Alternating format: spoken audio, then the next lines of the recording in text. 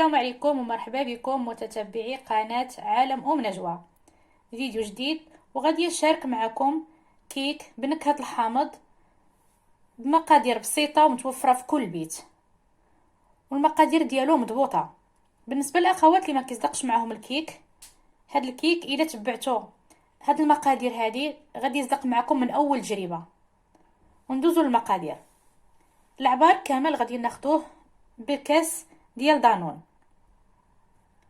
عندي 3 البيضات، عندي كاس ديال الزيت، عندي كاس ديال دانون بنكهة الحامض، وجوج كيسان ديال السكر، و3 الكيسان ديال الدقيق.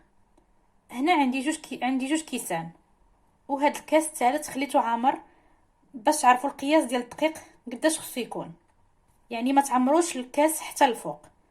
وعندي ساشيه ديال الخميرات الحلوه من فئه 14 غرام، يعني جوج ساشيات حمر.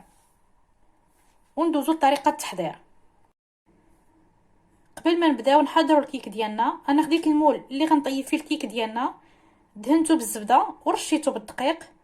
ونبداو على بركه الله. نحطوا البيض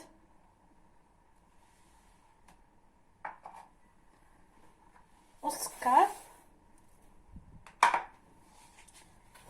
ونبداو نخلطوا.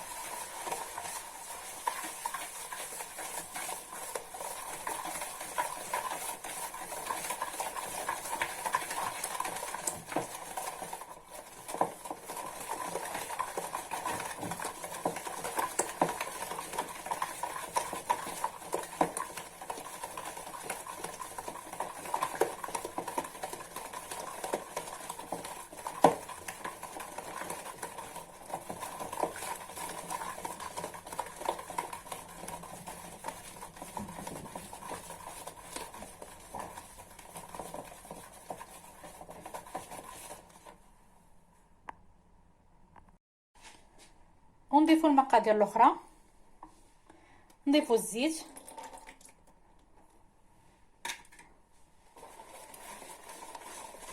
ونخلطوا مزيان.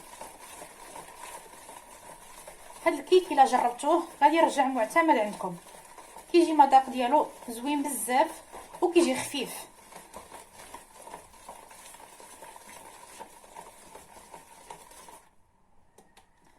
ونضيفوا الياغورت دانون بنكهه الحامض،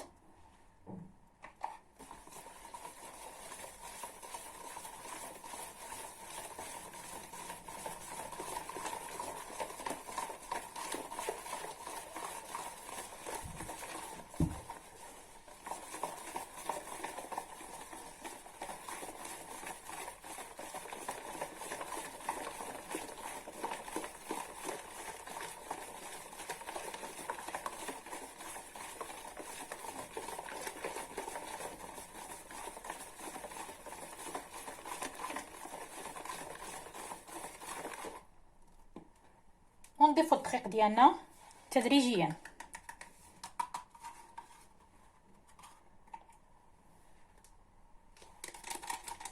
والخميره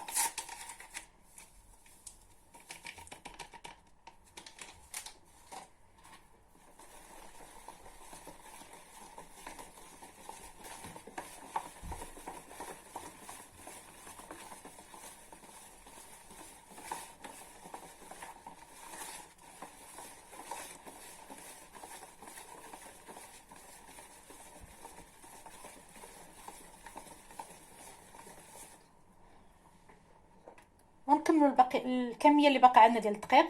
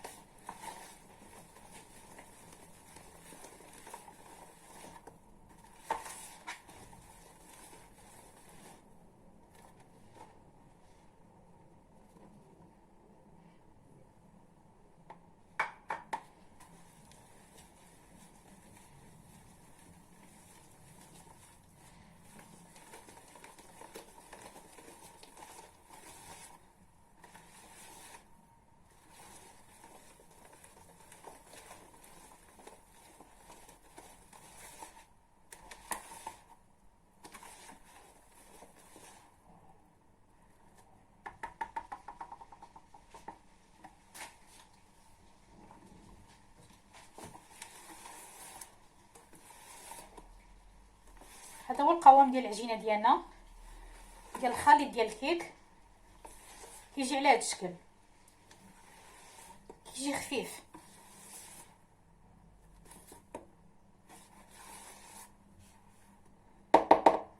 دابا ناخذ المول اللي غندخلوه للفران وغادي نديرو.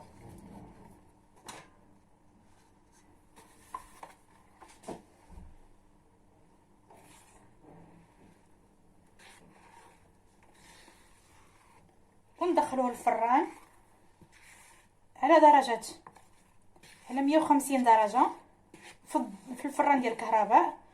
والفران ديال الغاز ندخلوه على نار مهيله حتى يطيب الكيك ديالنا ويتحمر.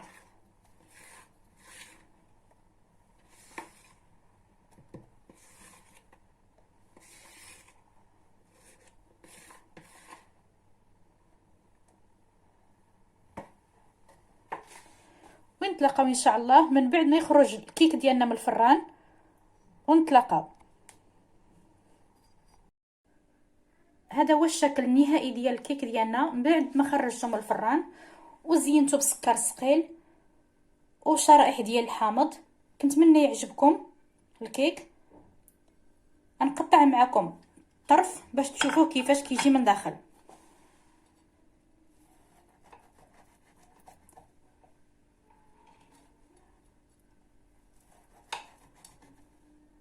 صدقوني هذا الكيك بالمذاق ديال الحامض كيجي رائع.